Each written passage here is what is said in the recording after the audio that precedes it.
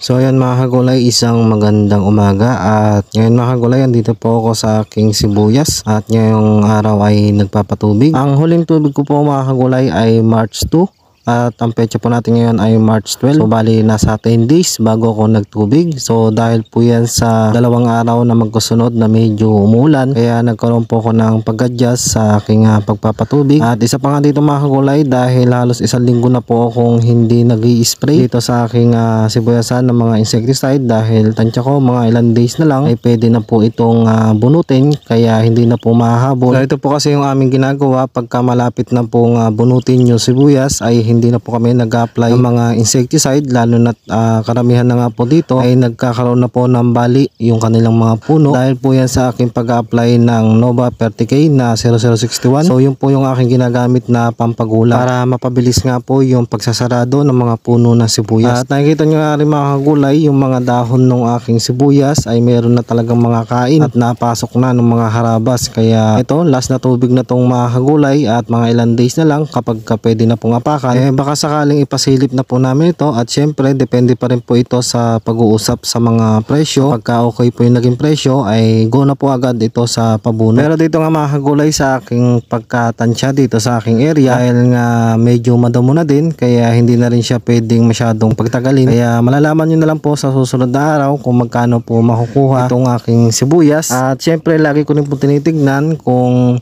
akin pa bang i-sprayhan para hindi po matamaan yung mga laman. Pero sa klase naman po ng sibuyas, hindi naman po siya masyadong sagad, at yung mga kain ng uod ay nasa gawin dulo pa laman ng dahon. So para hindi na nga lang kasi masayang yung i-apply, lalo na kung ilang linggo na lang ay papabunot na rin. So sayang din po yung mag-i-spray ng mga insecticide kung a-applyan pa natin to, at madadagdag pa nga ito sa pagiging puhunan, tapos ipapabunot din po ng agad-agad. So talagang tinatansyan na lang po namin, lalo na kung weeks na lang po yung hinihintay. Pero sana yung presyo ng sibuyas dito sa lugar namin ay medyo umangat pa, para kahit papano ay makabawi naman po kami magsasaka.